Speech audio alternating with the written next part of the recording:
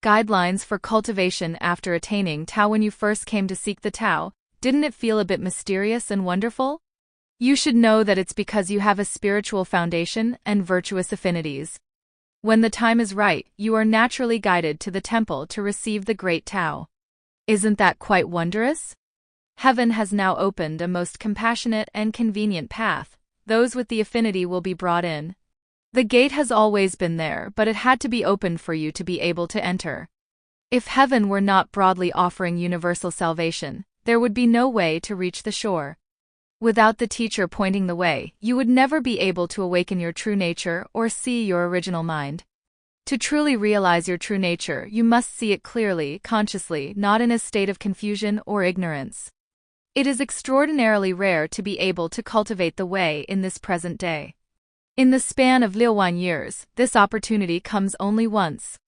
In ancient times, the Tao was only transmitted to emperors. Today, even ordinary people can receive it. Such a precious and sacred Dao must be cherished deeply. Don't let something so easily attained be lost just as easily. Remember this, from the moment when each of you received the Tao, a small lotus seed was planted in your heart. For those who cultivate sincerely, this lotus seed will gradually sprout and bloom. But if you do not practice, it will remain forever small. Since you've chosen to cultivate, you must do so with sincerity and dedication. Truly cultivate your mind and nurture your nature. If your conduct is improper or your heart is impure, that lotus flower will surely wither. Treasure the rare opportunity for spiritual cultivation that you now have.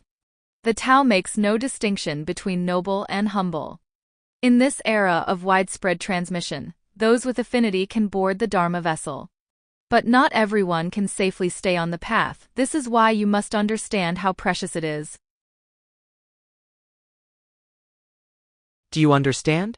This age is one of a burning house, a time of turmoil, yet you are allowed to cultivate while keeping your hair, without shaving your head, or becoming a monastic. You don't have to become a monk or nun, you can dress beautifully and with dignity. That is all the more reason to reflect the nobility and honor of the Tao in your demeanor and life. This opportunity, one that comes only once in 60,000 years, must not be wasted. If you fail this time, there may not be another chance. How long do you think your life will last? You may be safe today, but what about tomorrow? No one knows. That's why you must seize the moment. This is a golden opportunity. If you're going to walk this path, do your very best. After autumn comes winter, just as life passes through birth, aging, sickness, and death. Where there is birth, there will inevitably be death. No one can escape this cycle. Precisely because the great Dao is now being widely transmitted, we are blessed with the fortune and affinity to receive this ancient and once secret teaching. So don't look down on yourself or take it lightly. The truth resides within you, whether or not you choose to cultivate it is up to you. That is why the Dharma transmitting master opens the true gate for you and guides you to make a vow. This vow is about returning to your original heart, your innate conscience, and innate ability. From that comes what is known as the 10 Great Vows. Making a vow is not a curse, nor is it something done for the sake of the transmitter or sponsor, it is for yourself. Only with a grand vow can you gain great strength, because it stems from your sincere heart. When the 10 vows are unified, they become one single vow, the sincere heart to walk the way. If you enter the gate with absolute sincerity and humility, not with cunning or pretense, then that vow arises from your true heart, your Buddha heart, and it will surely lead you to accomplishment. Why must we perform meritorious deeds and cultivate virtue in the practice of Tao? Humans are born carrying karmic burdens. Over countless lifetimes, we've unknowingly accumulated many wrongdoings. In this life, having the chance to receive the Tao and understand its truth, we must seize this opportunity to perform meritorious acts and accumulate spiritual wealth in preparation for future needs. When we pass from this world, we take nothing with us except for our karma. Only our virtue and merit follow us. The practice of Tao involves two major aspects, cultivating oneself and guiding others. This aligns with the Confucian ideals of manifesting virtue and renewing the people, and establishing oneself while helping others establish themselves, as well as with the Buddhist teachings of self-enlightenment and enlightening others. Self-cultivation is internal work, while helping others is external work. Internal work relates to cultivating the Tao, external work relates to advancing the Tao's mission. In essence, internal cultivation is the Tao and external action is virtue.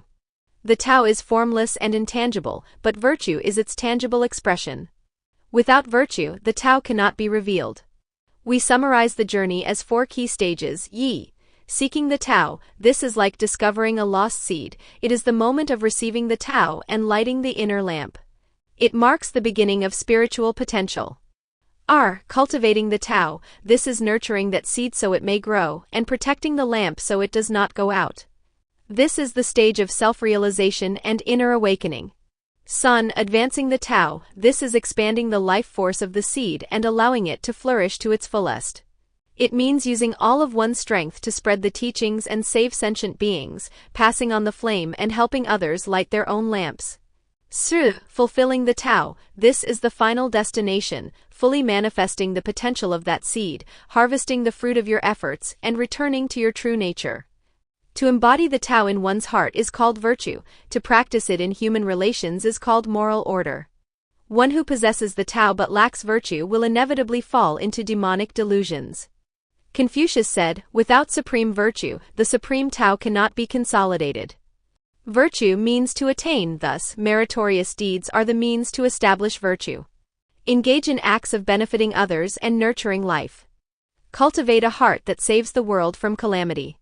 Follow the teachings of the sages of the 3 teachings and devote oneself to practice. This aligns with Confucian inner sageliness and outer kingliness. Nei Seng Wai Wang. This term originates from Confucian thought, emphasizing that an individual should cultivate moral character and virtue internally, inner sage, and externally be capable of governing the state and benefiting society, and the Buddhist ideal of self-awakening and awakening others. 自觉觉他.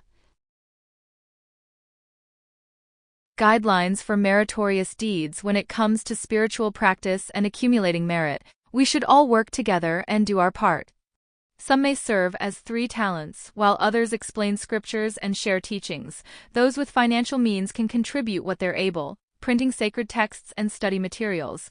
Those with ability should guide kind-hearted friends and relatives toward the path. Some may donate to build temples, giving everyone a place to practice. Others can diligently uphold the Dharma to help our spiritual community flourish. Some may focus on steadfast practice, faithfully following the Master's guidance, while others cultivate harmony at home, leading by example to inspire others. In short, everyone can contribute in their own way to accumulate merit and attain positive karma. But remember this, in spiritual matters, it's usually family guiding family, friends guiding friends, but don't just recruit anyone carelessly. As Confucius wisely said, failing to teach those who could learn means missing an opportunity. Forcing teachings on those unprepared is just wasting breath. The wise neither miss opportunities nor waste words. So choose wisely, focus on sincere, honest, and good-natured people.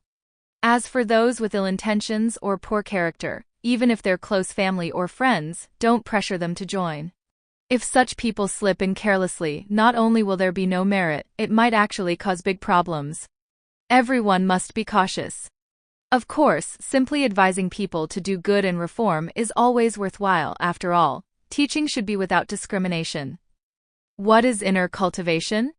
Inner cultivation is the practice of refining oneself, aligning all actions with cosmic principles, reducing desires, and calming the restless mind to achieve inner stability. How does one reclaim the wandering mind? What's the method? Reclaiming the wandering mind means taming the heart and preventing distractions. The best method is meditation. Wisdom arises from concentration, and concentration arises from stillness. Even advanced practices like refining essence into energy, energy into spirit, and spirit into emptiness ultimately rely on this single method of seated meditation. Practical steps: twice daily, sit cross-legged, close your eyes, focus your spirit, lightly press the tongue to the palate, and settle into tranquility. Release all distracting thoughts, neither dwelling on good nor bad. Keep the body still, breathe naturally. Persist until not a single thought arises, and all worries dissolve. You'll experience clarity, as if the inner and outer worlds are purified. This is the state described in the I Ching as serene and unmoving, or in the Great Learning as knowing stillness in stability. With sustained practice, you'll return to your original nature. What is outer merit? We now live in a critical era of cosmic transition, where the heavenly Tao descends to save humanity. After receiving the Tao, each person bears the duty to guide others toward goodness, helping people, nurturing hope, and leading more souls to the path. Such acts of universal benefit are called outer merit. Key precautions for outer merit: no vanity. If done for fame or recognition, it's not true merit. No harshness, impatience, or scolding contradicts the cultivator's path.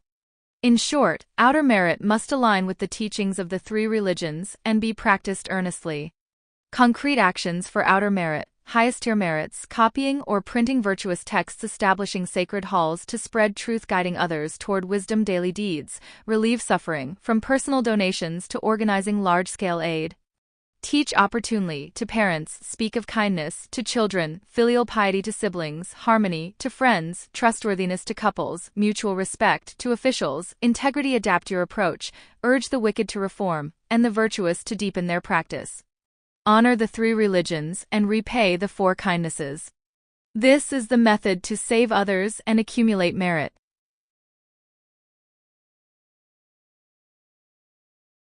The fundamental purpose of a spiritual center's teachings is to encourage people to abandon evil and walk the path of goodness.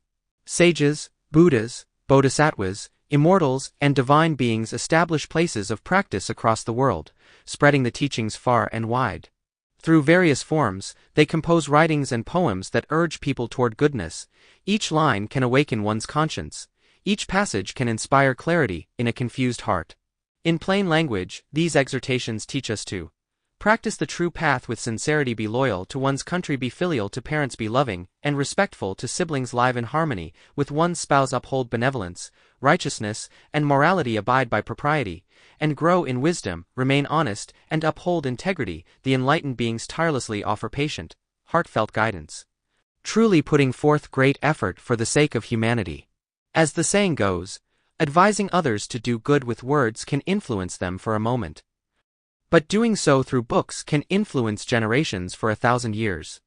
If people of the world could pool their resources to gather and print the teachings and moral writings of sages and divine beings into virtuous books and widely distribute them, those who read them may give rise to goodness in their hearts, and those who have erred may awaken and repent. This aligns with heaven's intent to save and guide sentient beings.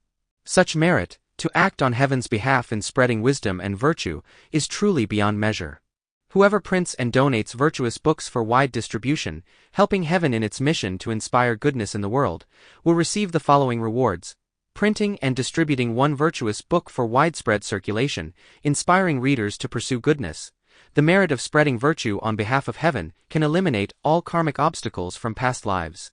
Printing and distributing 2 or more virtuous books for global dissemination, encouraging the good to be even more virtuous, and the wicked to genuinely repent.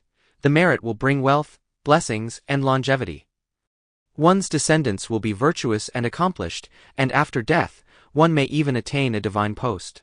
If one continues to print and distribute virtuous books, inspiring more and more people to do good, so that even those once lost to evil are not only reformed but actively do good, the resulting merit will bring abundant wealth, happiness, a peaceful life, and blessings for 3 generations, and after death, one may attain a divine status in heaven.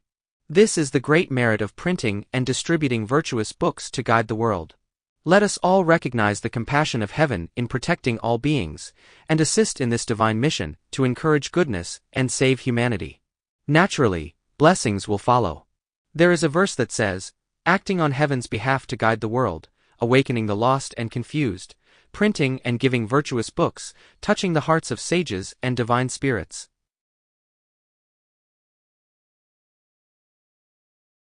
Three. External merits, virtue and conduct. What is external merit? External merit refers to acts of giving and service to others. This includes charity, extending kindness from oneself to others, propagating the Tao, guiding people, and benefiting the world. It is a way to form wide and good affinities with others, and also a major cultivation practice for bodhisattvas. In this current era of the universal salvation of the 3 realms and the assembly of 10,000 Buddhas for the Dragon Flower Conference, divine beings and humans work together. As the Divine Mother once said, not a single disciple shall remain in the West, not a single bodhisattva shall stay in heaven. All of this relies on merit as the foundation. Thus, everyone seeks out those destined by affinity and fulfills their own divine mission. Practitioners of the Tao should uphold its core principles, revere heaven and earth, show respect to deities, be filial to parents, honor elders, avoid arrogance, pride, anger, or resentment. Let the heart be pure and upright, with integrity even in secret. This is the cultivation of moral character, upright conduct, caution in speech, respect in interactions, simplicity, diligence, thrift, and being a role model for others. This is bodily virtue.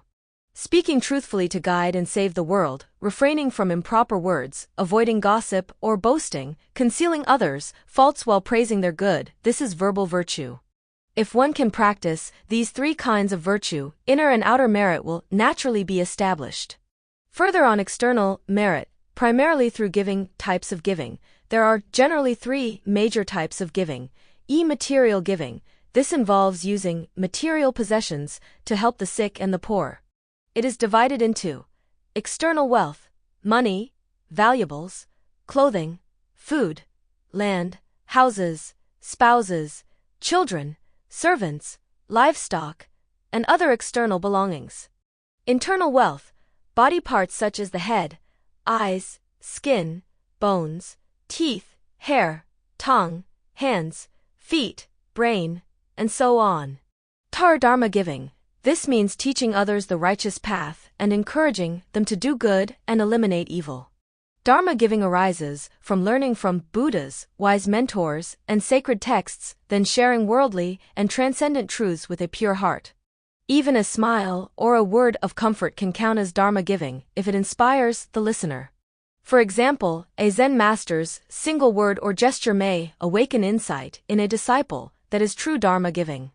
If one speaks eloquently but fails to move the listener, the purpose is lost. Some fearlessness giving. This is relieving others' fear or suffering without regard for one's own safety. It is a practical method of giving, using one's strength to support the operation of the Dao, ensuring the continuation of spiritual lineages. These silent contributions are known to the celestial beings and are of great merit. 7 forms of giving that cost no money. Pleasant expression, offering others a kind and pleasant demeanor. Kind words, speaking kindly and positively, truly practicing what is taught. Heartfelt empathy, being emotionally considerate of others' needs. Compassionate gaze, looking at others with warmth and kindness. Physical help, using one's body to assist others in actions. Offering a seat, giving up your seat for those in need. Insightful giving, understanding what others need without being told and offering it accordingly. If one can practice these 7 forms of giving, life itself will begin to transform. Fearlessness giving is actually the foundation of both material and Dharma giving. Without a fearless heart, it's difficult to truly give materially or spiritually. Only with a heart free of fear can one offer both, instilling confidence in others and guiding them toward the Tao, away from suffering. The right attitude in giving, sincere giving, timely giving, offering what is needed when it is needed. For example, giving warm clothes in winter, medicine to the sick, or food to the hungry. Without arrogance, giving with humility and sincerity, without belittling others or making them feel ashamed. Joyful giving, giving with a heart full of joy and positivity. Without expectation, giving only to help others, without hoping for gratitude or return. These 4 qualities define true, sincere giving, also known as non-attached giving. What is non-attached giving? It is giving without fixating on the self who gives, the item being given, or the person receiving. This is known as threefold emptiness. Senlun Ti Kong, the Diamond Sutra, teaches that if giving is done with attachment, the merit is limited, but if one gives without attachment, the merit is infinite and immeasurable, like the vastness of space. This shows how essential non-attached giving truly is. In summary, Dharma giving is spreading the teachings, acting on behalf of heaven, tirelessly working for the Dao. Material giving is using one's wealth to quietly support the path. Fearlessness giving is protecting the Dao and sacrificing all for it. If one can practice all three types of giving, one will certainly attain Buddhahood or immortality. To put it simply, all who contribute to the path through action, words, or resources are engaging in external merit. As Mencius said, benevolence, righteousness, loyalty, and trust, delighting in doing good without weariness, these are the honors bestowed by heaven. Titles like duke or minister, those are worldly honors. Heavenly honors bring eternal blessings, worldly titles are but fleeting vanity. In Buddhist teachings, there's a core concept called the Noble Eightfold Path, which I'd like to share with everyone. It serves as a practical guide for daily life after seeking the way. The Eightfold Path was taught by the Buddha as 8 correct methods of cultivation. It's considered the core path to liberation from suffering and the journey toward enlightenment, and it's part of the fourth noble truth, the truth of the path. Simply put, it teaches us how to live with the right attitude, actions, and wisdom, so we can ultimately attain inner freedom. The Eightfold Path, explained simply. 1. Right view, understanding the truth plain meaning, see life clearly, recognize that all things are impermanent, that every action has consequences, karma, and that there is no unchanging self to cling to. Example, when facing setbacks, understand they are temporary. Instead of blaming others or fate, accept and learn from them. R. Right intention, pure motivation plain meaning, before acting, make sure your intentions are kind. Avoid thoughts driven by greed, hatred, or the desire to harm. Example, when helping someone, do it not for praise or gain, but from a sincere wish for their well-being. San Lu right speech, speak truthfully and kindly plain meaning. Avoid lying, gossiping, speaking harshly, or engaging in pointless chatter. Example, even when angry, choose calm communication over verbal attacks. Su right action, do the right things, plain meaning, refrain from harmful acts such as killing, stealing, sexual misconduct, or substance abuse. Example, choose a plant-based diet to reduce harm to animals and live with integrity. Wu right livelihood, earn an honest living plain meaning, make a living through ethical means, avoid work that deceives, harms, or exploits others, e.g., selling weapons, alcohol, or engaging in fraud. Example, don't work in scams or sell harmful products. Choose a job that contributes positively to society. Seu right effort, diligent cultivation. Plain meaning, put effort into growing good habits and letting go of harmful ones, without being lazy or overly harsh on yourself. Example, practice mindfulness for 3 minutes a day to improve focus and gradually let go of a bad temper. Chi right mindfulness, awareness in the present plain meaning. Be fully aware of your thoughts, emotions, and actions in each moment. Example, when eating, just eat, don't scroll through your phone. When angry, pause and notice the emotion before reacting. Ba right concentration, mental focus plain meaning, train your mind to be steady and clear through meditation and other practices that reduce distractions. Example, meditate daily to make your mind like a still, clear lake, calm and insightful. Why is the Eightfold Path important? It's not a rigid rulebook, it's a life guide. The Eightfold Path isn't about forced obedience but about living wisely to reduce suffering and bring peace. It balances 3 aspects of life: wisdom, right view, right intention, ethical conduct, right speech, right action, right livelihood, mental discipline, right effort, right mindfulness, right concentration, the ultimate goal. By practicing these steps, we gain clarity, let go of attachments, and eventually reach liberation from suffering, nirvana. Real-life applications in the workplace. Use right livelihood to choose an ethical job, and right speech to avoid gossip. In relationships, use right intention to reduce jealousy, and right mindfulness to be aware of your reactions. For personal growth, use right concentration to train focus and find inner calm. The Buddha said that the Eightfold Path is like a prescription a doctor gives to cure the illness of suffering. But remember, the key isn't just to memorize it, but to practice it consistently in daily life.